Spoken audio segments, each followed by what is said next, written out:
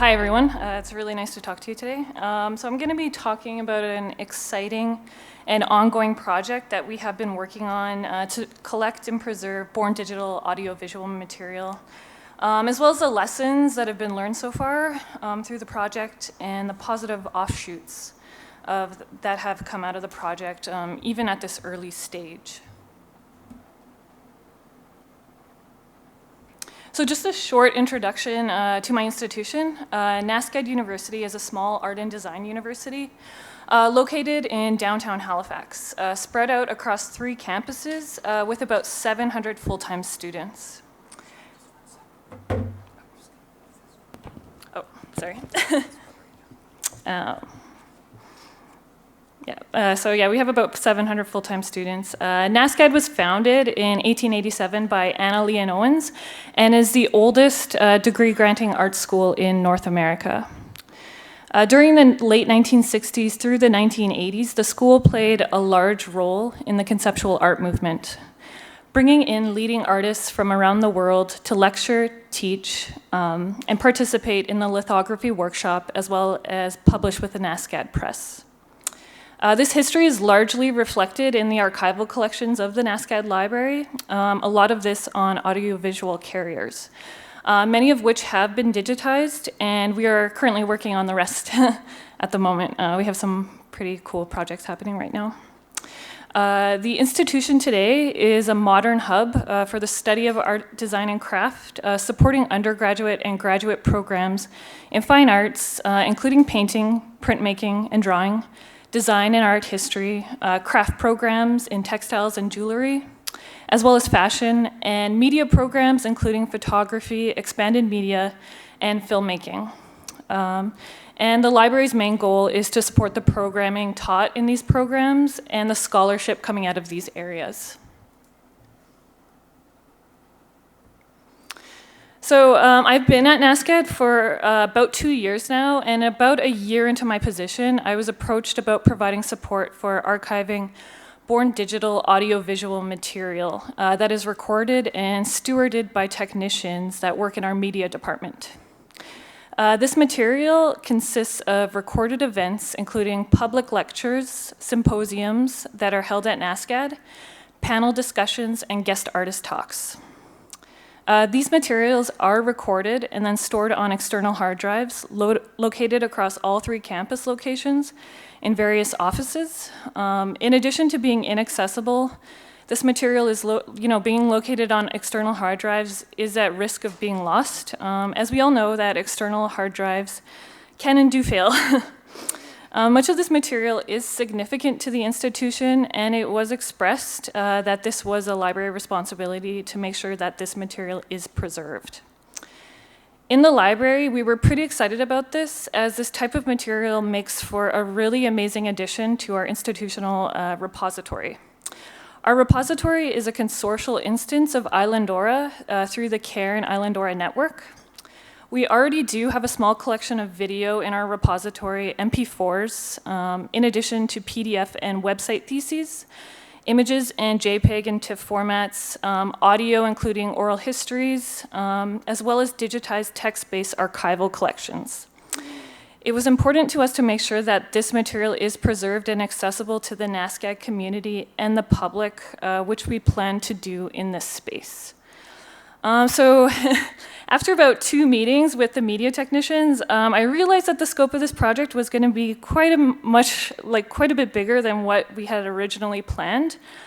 It wasn't just a few external hard drives worth of MP4s of recorded events, but there was also a small server located at our Academy campus with our Film 2 class submissions, as well as master's film thesis submissions, in addition to external hard drives with this material on it as well. And just to provide some scope for what that means for size, a deposited thesis deliverable can be around 10 to 15 gigabytes, and this includes the screener, the trailer, a preview copy, an archived project in Premiere Pro, and promotional materials including a poster, still images, and a script. And many of the films are submitted with an additional package of raw shoot footage. And this can range from anywhere between 750 and 50 gigabytes to 1.3 terabytes. So we are a very small library, and our consortial repository has very limited space. We definitely didn't have the capacity or the resources on hand to obtain the infrastructure to house and properly provide access to approximately 40 terabytes worth of film thesis submissions in addition to recorded events, as well as the space to support ongoing deposits of this capacity. So at the time, myself and the media technicians I was working with on this, we started to create a dream plan for what would be needed to support this. One of our film technicians spec'd out server hardware that would be able to comfortably store the material at hand, as well as support incoming deposited material for approximately 5 to 7 years. We also wanted a second server to be mirrored to provide redundancy for preservation purposes. So the idea is we would have a main server at our Duke Street campus where we have a data center, and we also have a data center at our Port campus. So that is where we planned for the second one to go. So additionally at this stage, we wanted to start thinking about a First thing in the morning, my speaking isn't the best. We wanted to think about a repository software to feed this. I started casually looking at what other institutions like ours were using for this purpose.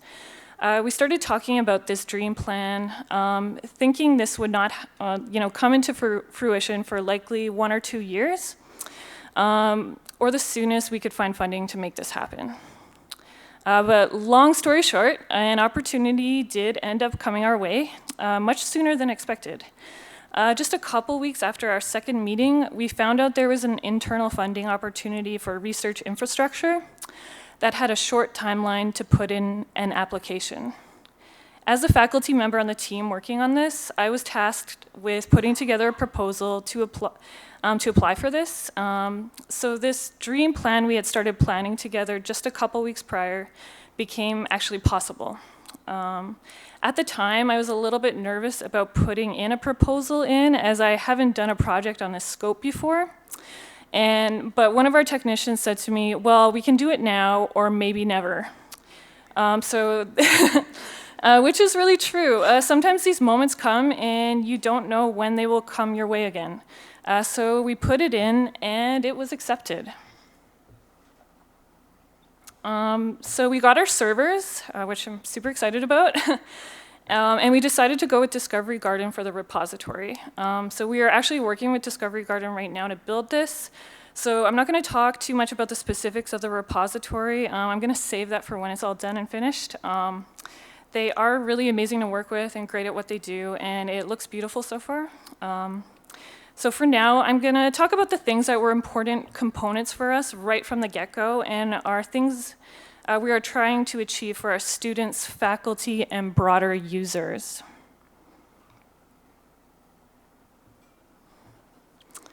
Sorry, I think one slide too far. So what we're trying to achieve, one of the things we really wanted to work on with this is a deposit process for film students to submit their thesis package of deliverables with basic metadata to the back end of the system.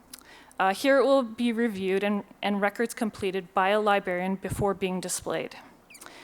This doesn't only help us in the library, but we are also hoping to incorporate a teaching moment to showcase the important step of archiving film work to students so they can take this knowledge and these skills out with them into the world after graduating as they become filmmakers, creators, and scholars.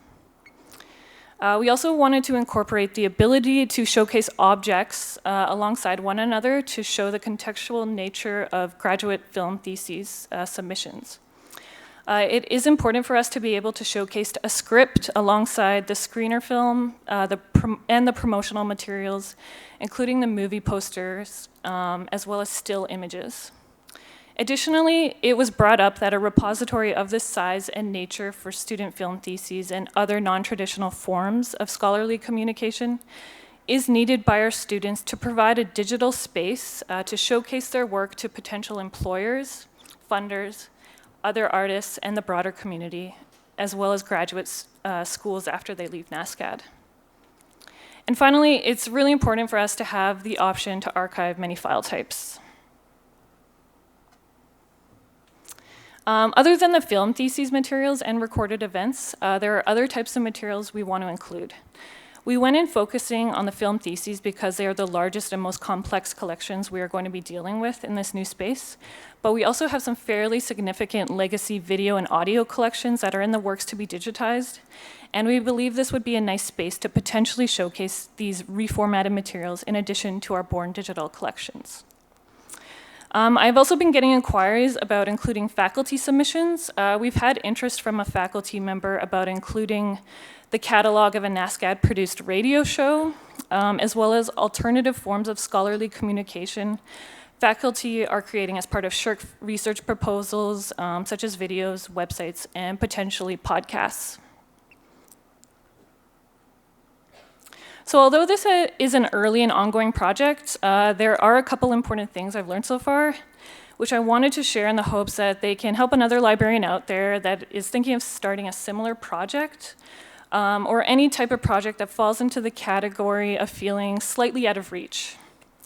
So bring in others as much as you can, especially for us librarians working in small institutions without a lot of infrastructure.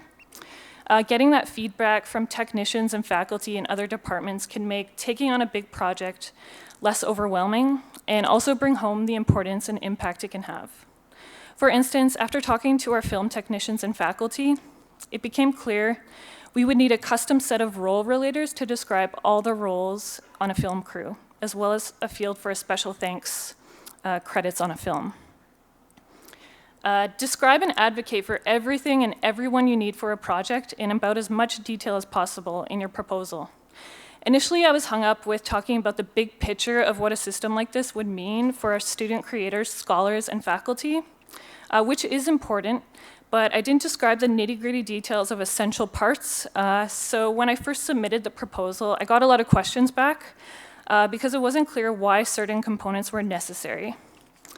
So I ended up having to go back with a lot more information about these parts.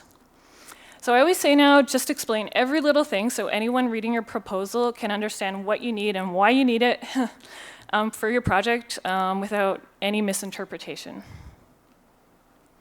And this whole experience so far has made me realize it's really good to have a plan for those dream projects, even if it's just a shell plan, because it will help when that now or never moment comes along. And finally, I just want to talk a little bit about some of the positive offshoots that have occurred from this project so far. The whole issue of archiving raw audiovisual footage has brought up a lot of questions around collecting and curating that specific data. And I want to know more about what other academic institutions are doing with this material, who's collecting it, how they're doing it, is it sustainable? As a new faculty member at my institution, I was able to apply for and get a startup research grant to look at this question, or lots of questions. And I want to talk to more librarians that work with this type of material to see how it's handled in academic institutions. So if you work with this type of material, please get in contact with me. I definitely want to talk to you. And another positive offshoot is I've had interested members of the NSCAD community asking about archiving of other types of objects across the university, such as 3D objects, virtual reality files, which is bringing up a lot of ideas for the future. And on a slightly different note, in the library, we are already thinking about how we can create some meaningful student and early career librarian and archivist work opportunities out of this. So in conclusion, we are really excited about this and providing a space to our students and faculty to preserve and showcase the amazingly creative and unique scholarly material they are creating as part of their work at NSCAD. Yeah. And thank you.